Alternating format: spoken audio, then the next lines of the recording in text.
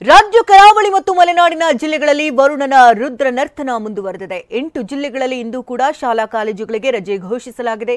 ಹಾಗಿದ್ರೆ ಮಳೆಯಿಂದ ಯಾವ್ಯಾವ ಜಿಲ್ಲೆಗಳಲ್ಲಿ ಏನೇನು ಅವಾಂತರಗಳು ಸೃಷ್ಟಿಯಾಗಿದೆ ಅನ್ನೋದರ ಡೀಟೇಲ್ಸ್ ಇಲ್ಲಿದೆ.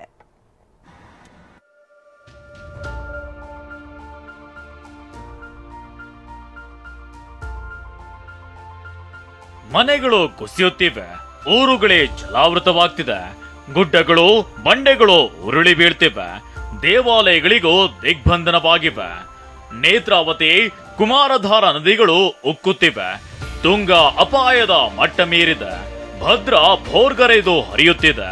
ಹೌದು, ಕರಾವಳಿ ಮಲೆನಾಡಿನ ಜಿಲ್ಲೆಗಳಲ್ಲಿ ಸುರಿಯುತ್ತಿರುವ ಧಾರಾಕಾರ ಮಳೆ ಜನಜೀವನವನ್ನ ಕಂಗೆಡಿಸಿದೆ. ವರುಣನ ಅಬ್ಬರಕ್ಕೆ ಉತ್ತರ ಕನ್ನಡ ಕಂಗಾಲು. ಅಬ್ಬರದ ಮಳೆಗೆ ಉತ್ತರ ಕನ್ನಡ ಜಿಲ್ಲೆ ತತ್ತರಿಸಿದೆ. ಕಾರವಾರ ತಾಲೂಕಿನಲ್ಲಿ ಹೆಚ್ಚು ಅವಾಂತರಗಳು ಸೃಷ್ಟಿಯಾಗ್ತಿವೆ. ಆರಗ ಗ್ರಾಮದ ಬಳಿ ರಾಷ್ಟ್ರೀಯ ಹೆದ್ದಾರಿ 66ರಲ್ಲಿ ಅವೈಜ್ಞಾನಿಕ ಕಾಮಗಾರಿಯಿಂದ ಇಡೀ ಪ್ರದೇಶ ಕೆರೆಯಂತೆ ಬದಲಾಗಿದೆ. ನಿನ್ನೆ ಗಂಟೆಗಟ್ಟಲೆ ಸಮಯ ಟ್ರಾಫಿಕ್ ಜಾಮ್ ಉಂಟಾಗಿತ್ತು. ಹೆದ್ದಾರಿ ಅಕ್ಕಪಕ್ಕದಲ್ಲಿನ ಮನೆಗಳು ಜಲಾವೃತವಾಗಿದ್ವು. ಇನ್ನು ಕಾರವಾರ ತಾಲೂಕಿನ ಉಬ್ಬುವಾಡ ರಸ್ತೆಯಲ್ಲಿ ಗಣೇಶ ದೇವಾಲಯ ಸಂಪೂರ್ಣ ಜಲಾವೃತವಾಗಿದೆ. ಮಳೆ ನೀರಿನ ಜೊತೆಗೆ ಚರಂಡಿ ನೀರು ದೇಗುಲಕ್ಕೆ ನುಗ್ಗಿದೆ. ಕಾರವಾರ ನಗರದಲ್ಲಿ ಇವತ್ತು ಬೆಳಗ್ಗೆಯಿಂದ ನಿರಂತರವಾಗಿ ಮಳೆ ಸುರಿತಾನೆ ಇದೆ. ಸಾಯಂಕಾಲ ಒಂದು ಅರ್ಧ ಗಂಟೆ ಕೊಂಚ ರಿಲೀಫ್ ಕೊಟ್ಟಿದ್ದ ಮಳೆರಾಯ ಮತ್ತೆ ಕಂಟಿನ್ಯೂಸ್ ಆಗಿ ಸುರಿದ ಹಿನ್ನೆಲೆಯಲ್ಲಿ ಈಗ ನೀವು ದೃಶ್ಯದಲ್ಲಿ ನೋಡಬಹುದು. ಇದು ಪ್ರಮುಖವಾಗಿ ಏನಂದ್ರೆ ಚರಂಡಿ ನೀರು ಅಂತಾನೆ ಹೇಳಲಾಗ್ತಾ ಇದೆ. ಯಾಕೆಂದ್ರೆ ಕೆಳಗಿರುವ ಚರಂಡಿ ಸಂಪೂರ್ಣವಾಗಿ ಭರ್ತಿಯಾಗಿದೆ. ಮಂಡಿಯುದ್ದ ನೀರಿನಲ್ಲೇ ವೃದ್ಧೆ ಹೊತ್ತೊಯ್ದು ಆಸ್ಪತ್ರೆಗೆ ದಾಖಲು. ಕಾರವಾರ ತಾಲೂಕಿನ ಚೆಂಡಿಯ ಗ್ರಾಮದಲ್ಲಿ ಅಸ್ತಮಾದಿಂದ ಬಳಲುತ್ತಿದ್ದ 67 ವರ್ಷದ ವೃದ್ಧೆಯ ಮನೆ ಜಲಾವೃತವಾಗಿತ್ತು. ಮಂಡಿಯುದ್ದ ನಿಂತಿದ್ದ ನೀರಿನಲ್ಲಿ ಗ್ರಾಮಸ್ಥರು ಆಕೆಯನ್ನ ಆಸ್ಪತ್ರೆಗೆ ಕೊಂಡೊಯ್ದಿದ್ದಾರೆ. ಉತ್ತರ ಕನ್ನಡ ಜಿಲ್ಲೆಯ ಹೊನ್ನಾವರ ತಾಲೂಕಿನ ಕೆಳಗನೂರಿನ ಅಭಿತೋಟದ ಬಳಿ ಮಣ್ಣು ಬಂಡೆ ಕುಸಿದು ಬಿದ್ದು ಹೆದ್ದಾರಿಯಲ್ಲಿ ಸಂಚಾರಕ್ಕೆ ಅಡ್ಡಿಯಾಗಿದೆ.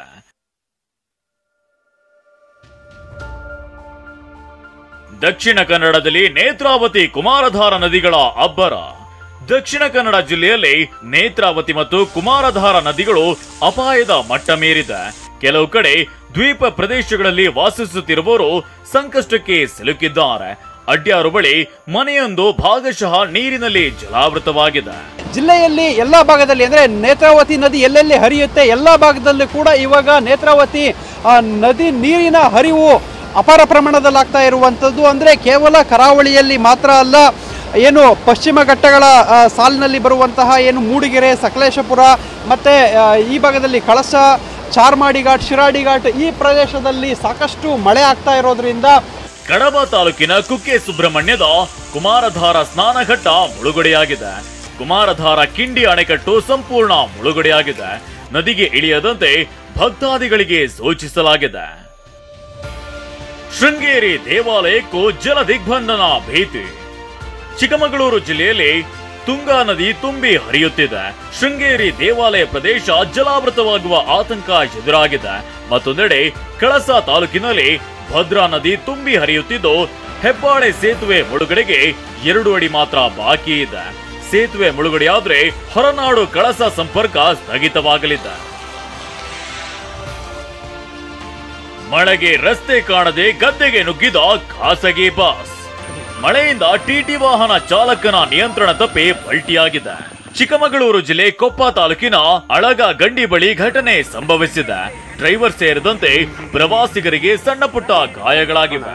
ಇನ್ನು ದಕ್ಷಿಣ ಕನ್ನಡ ಜಿಲ್ಲೆ ಬಂಟ್ವಾಳ ತಾಲೂಕಿನ ಮಣಿನಾಲ್ಕೂರು ಸಮೀಪ ಮಳೆಗೆ ರಸ್ತೆ ಕಾಣದೆ ಖಾಸಗಿ ಬಸ್ ಗದ್ದೆಗೆ ನುಗ್ಗಿತ್ತು.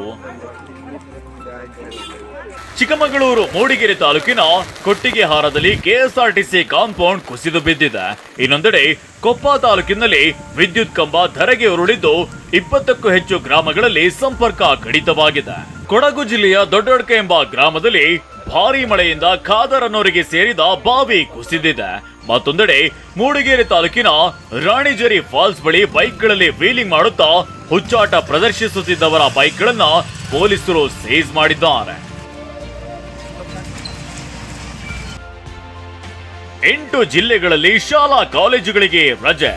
ಭಾರೀ ಮಳೆ ಮುಂದುವರೆದಿರೋ ಕಾರಣ 6 ಜಿಲ್ಲೆಗಳಲ್ಲಿ ಶಾಲಾ ಕಾಲೇಜುಗಳಿಗೆ ರಜೆ ಘೋಷಿಸಲಾಗಿದೆ. ಹಾಗಿದ್ರೆ ಎಲ್ಲೆಲ್ಲಿ ರಜೆ ಅನ್ನೋದನ್ನ ನೋಡೋದಾದ್ರೆ ಉತ್ತರ ಕನ್ನಡ ಜಿಲ್ಲೆಯ 11 ತಾಲೂಕುಗಳಲ್ಲಿ, ಚಿಕ್ಕಮಗಳೂರು ಜಿಲ್ಲೆಯ 6 ತಾಲೂಕುಗಳಲ್ಲಿ ಶಾಲಾ ಕಾಲೇಜುಗಳಿಗೆ ರಜೆ ಘೋಷಿಸಲಾಗಿದೆ. ಆದ್ರೆ ಹಾಸನ ಜಿಲ್ಲೆಯ 5 ತಾಲೂಕುಗಳಲ್ಲಿ ಪ್ರಾಥಮಿಕ ಮತ್ತು ಪ್ರೌಢಶಾಲೆಗಳಿಗೆ ಮಾತ್ರ ರಜೆ ಘೋಷಿಸಲಾಗಿದೆ. ಇನ್ನು ಉಡುಪಿ, ದಕ್ಷಿಣ ಕನ್ನಡ, ಶಿವಮೊಗ್ಗ, ಕೊಡಗು ಜಿಲ್ಲೆಯಲ್ಲಿ ಶಾಲಾ ಕಾಲೇಜುಗಳಿಗೆ ರಜೆ ಘೋಷಿಸಲಾಗಿದೆ. ಒಟ್ನಲ್ಲಿ ಕರಾವಳಿಯ ಬಹುತೇಕ ಜಿಲ್ಲೆಗಳಲ್ಲಿ ರೆಡ್ ಅಲರ್ಟ್ ಘೋಷಿಸಲಾಗಿದೆ. ಇನ್ನು 2-3 ದಿನ ಭಾರಿ ಮಳೆ ಮುನ್ಸೂಚನೆ ನೀಡಲಾಗಿದೆ. ಜನರಲ್ಲಿ ಆತಂಕ ಮನೆ ಮಾಡಿದೆ. Bureau report, ಟಿವಿ9.